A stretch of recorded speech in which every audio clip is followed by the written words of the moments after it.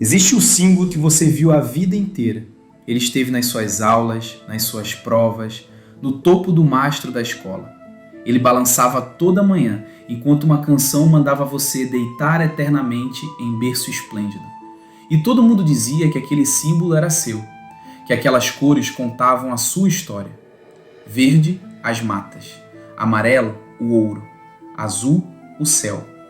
Mas e se eu te dissesse que tudo isso é mentira? Não por acaso, mas feito de propósito. Uma mentira contada tantas vezes que você nunca parou para desconfiar. Mas a verdade é outra. A bandeira do Brasil não é sobre árvores, não é sobre céu limpo, não é sobre riqueza de minérios. Ela é sobre linhagem, civilização e tradição. Sobre uma herança que foi apagada, recontada e depois enterrada, para que você crescesse sem saber de onde veio. Porque quem perde a própria história vira qualquer coisa. E foi isso que aconteceu com a nossa geração. Roubaram o sentido das nossas cores, destruíram os pilares que sustentavam um país civilizado e chamaram isso de progresso. Um povo que esquece seus símbolos também esquece quem é. E talvez, só talvez, essa seja a raiz invisível da nossa decadência enquanto sociedade. Hoje, você vai descobrir o que a escola não te contou. Vai entender o verdadeiro significado da bandeira nacional. E por que recuperar a tradição pode ser a única forma de salvar o Brasil da destruição total de sua identidade.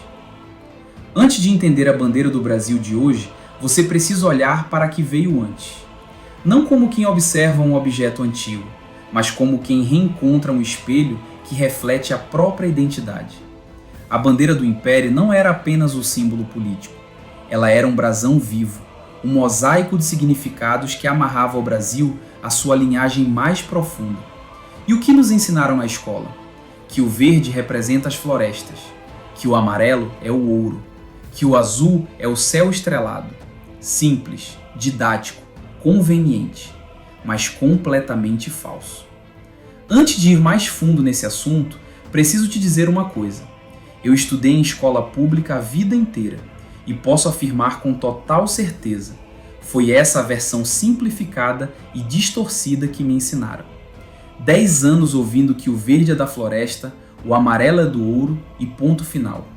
Nenhuma menção às casas reais, nenhuma palavra sobre herança, nenhuma verdade sobre o que essas cores realmente significam. E mais uma coisa, antes que distorçam isso aqui. Esse vídeo não é sobre política.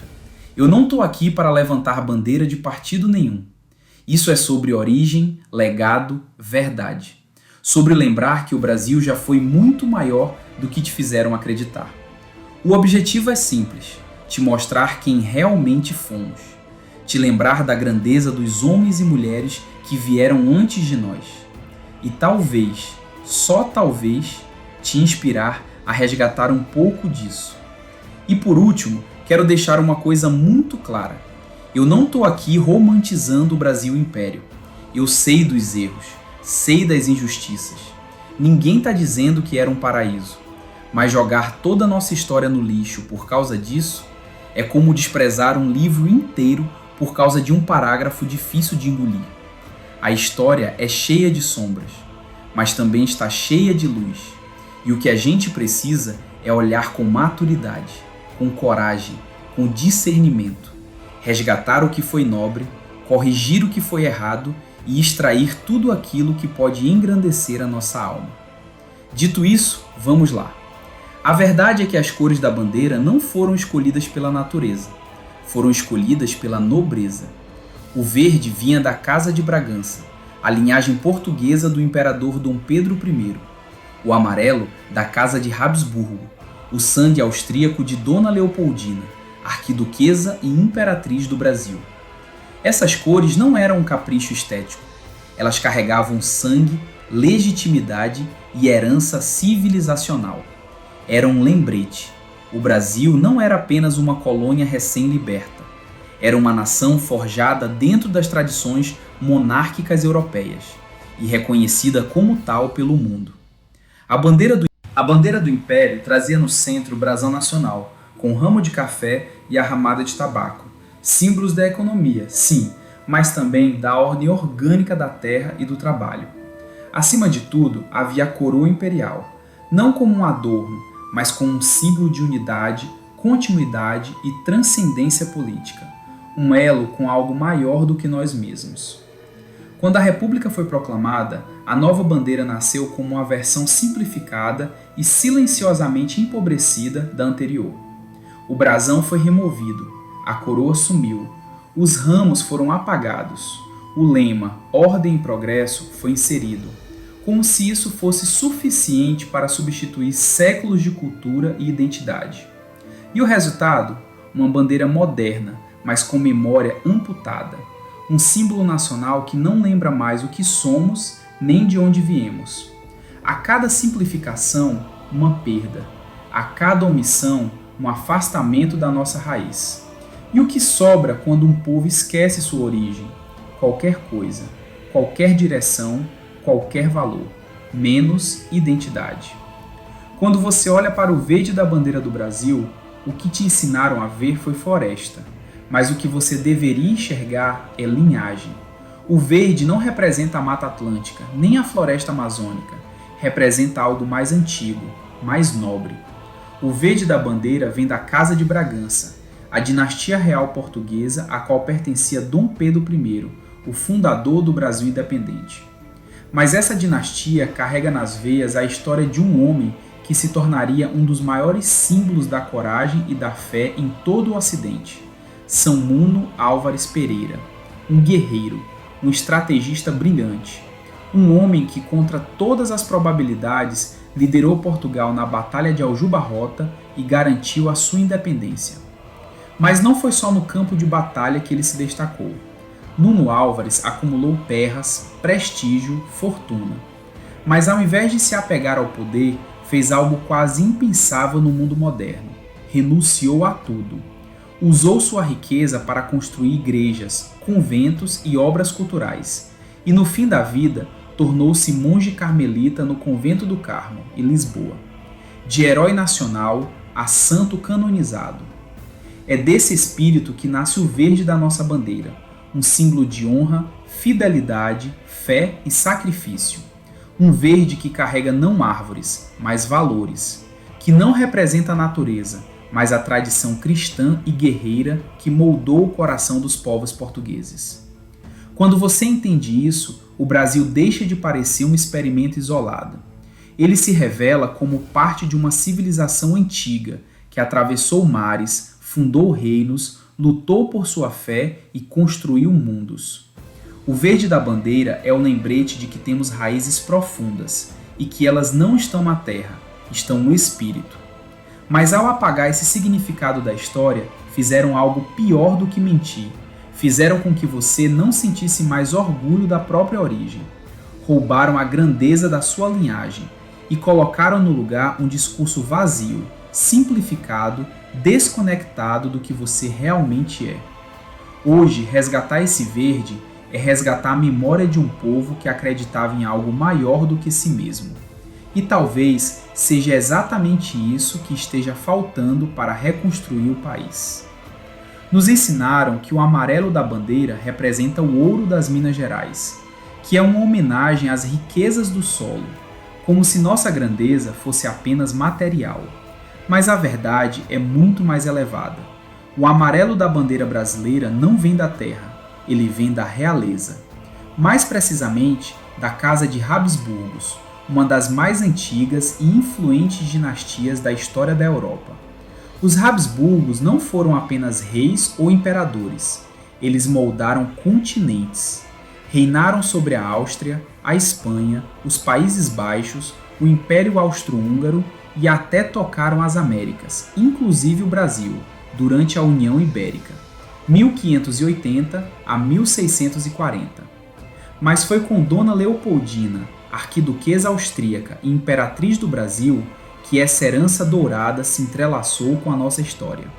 Ela não foi apenas a esposa de Dom Pedro I, foi uma estrategista política, uma amante da cultura e uma patriota convicta. Foi Leopoldina quem articulou os bastidores da independência, quem assinou a convocação do Conselho de Estado, quem, com firmeza, plantou a semente da soberania brasileira.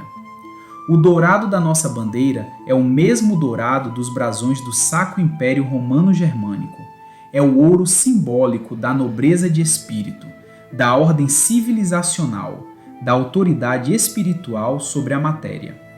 E quando um brasileiro, sem saber, tenta representar a grandeza do país com cores vibrantes e tons dourados, ele está inconscientemente invocando um legado que lhe foi negado pela história oficial. Um legado que falava de honra, de realeza, de um país que poderia ser mais do que uma terra explorada. Poderia ser um império culto, organizado e respeitado. Mas esse amarelo foi esvaziado, foi rebatizado como ouro e empurrado para a cartilha do primário. Porque quando você reduz o símbolo, você reduz quem o carrega. Um povo que acha que sua grandeza está nas pedras do chão, esqueceu que um dia carregou a dignidade de uma coroa. E talvez por isso, hoje, tudo que nos ofereçam pareça pouco, porque esquecemos o quanto já fomos muito. Se as cores da bandeira já revelam uma história que foi escondida, os outros símbolos esquecidos contam ainda mais. A bandeira imperial do Brasil era rica em signos. Ela falava, ela ensinava. Era quase um catecismo simbólico de onde viemos e do que poderíamos ser. A cruz da Ordem de Cristo. No centro da antiga bandeira estava um dos símbolos mais poderosos da nossa fundação, a cruz da Ordem de Cristo. Mais do que um elemento visual, ela era uma marca espiritual e militar. A Ordem de Cristo foi quem financiou as grandes navegações. Foi quem enviou caravelas a mares desconhecidos. Foi quem levou a cruz a terras longínquas, não como imposição, mas como visão de mundo. Uma cruz que unia espada e fé, ação e transcendência. A Ordem de Cristo não foi apenas uma ordem militar. Ela foi a herdeira direta dos Templários em Portugal. E mais do que isso, foi a espinha dorsal do projeto civilizacional português. Foi sob esse símbolo que os navegadores cruzaram oceanos. Foi com essa cruz estampada nas velas que o Brasil foi encontrado, e com ela que a cultura ocidental cristã se firmou nas Américas. E foi nesse mesmo espírito que surgiram nomes como Inácio de Loyola, fundador da Companhia de Jesus, um ex-soldado convertido que entendeu que a verdadeira batalha agora era pela alma dos povos. Sob a inspiração da Ordem de Cristo, os jesuítas levaram o que havia de mais sofisticado no pensamento europeu para os confins do mundo. E aqui no Brasil, essa missão foi encarnada por gigantes como José de Anchieta e Manuel da Nóbrega, homens que não vieram explorar, mas educar, catequizar, cultivar raízes. Homens que fundaram cidades, escolas, seminários, teatros e, com isso, plantaram a semente da alma brasileira. Anchieta, canonizado, não foi apenas um padre. Foi poeta, linguista, diplomata e missionário. Aprendeu a língua indígena, escreveu gramáticas, criou pontes. Foi uma das colunas espirituais que sustentaram o nascimento do Brasil como civilização. Tudo isso sob o mesmo símbolo, a cruz da Ordem de Cristo. E hoje, o que nos resta disso? Uma cruz apagada, esquecida, substituída por slogans vazios, como se a fé, a honra e o sacrifício não fizessem mais parte da nossa origem, mas fazem, e negar isso é negar a si mesmo, porque a bandeira que tremulava com a cruz não era só de um império político, era o estandarte de uma missão cultural e espiritual. E talvez seja por isso que tiraram ela de cena, porque símbolos assim não apenas representam poder, eles despertam consciência. O Brasil nasceu sob essa cruz, e ao removê-la do nosso símbolo nacional, removeram também a nossa ligação com o sagrado. A esfera armilar. Outro emblema poderoso era a esfera armilar, um antigo instrumento náutico que guiava navegadores durante as grandes explorações. Símbolo pessoal de Dom Manuel I, o rei de Portugal que abriu as portas do mundo para os portugueses. Era o mapa do céu em movimento, um lembrete de que Portugal e depois o Brasil não nasceram para ficar no centro, mas para se lançar aos limites do desconhecido. A esfera armilar na bandeira dizia algo profundo. Você pertence a uma civilização que navegou o mundo, que cruzou oceanos, que deixou pegadas em todos os continentes. Hoje, esse símbolo sumiu e com ele foi embora o senso de missão histórica. O céu estrelado. Na bandeira atual, mantivemos as estrelas, mas o que restou foi só a forma. O espírito se perdeu. Porque o céu estrelado não é apenas um registro astronômico, é uma metáfora antiga. O Brasil sempre foi pensado como um país destinado à grandeza, um império tropical que deveria se alinhar ao céu. Não apenas um pedaço de terra, mas um farol civilizacional. O firmamento representava a ordem cósmica, a ideia de que um país só prospera quando alinha seu espírito ao alto, à verdade, à tradição. Mas hoje, o céu permanece, mas o olhar se desviou. Esses símbolos foram substituídos por discursos vazios. Trocamos fé por neutralidade, tradição por progressismo, missão por consumo. E no fim, perdemos aquilo que talvez fosse mais valioso, a sensação de pertencer a algo eterno. Agora que você sabe a verdade, nunca mais repita aquela versão infantil que te ensinaram na escola. A bandeira do Brasil não é um desenho decorativo, ela é um relicário, um fragmento vivo de um império que sonhava alto, de um povo que sabia onde pisava, porque sabia de onde vinha. Cada cor, cada estrela, cada traço é parte de uma narrativa que te foi roubada. E recuperar isso não é nostalgia, é reconstrução. A cruz que apagaram, o dourado que deturparam, os nomes que silenciaram, tudo isso precisa voltar. Não como passado morto, mas como espírito que guia. Porque um país que perde o respeito pelos seus símbolos, perde o respeito por si mesmo. E talvez a decadência que vivemos hoje, no caráter, na cultura, na política, na alma, tenha começado no dia em que paramos de olhar para a nossa bandeira com reverência. Mas ainda dá tempo. Dá tempo de ensinar aos seus filhos o que não te contaram.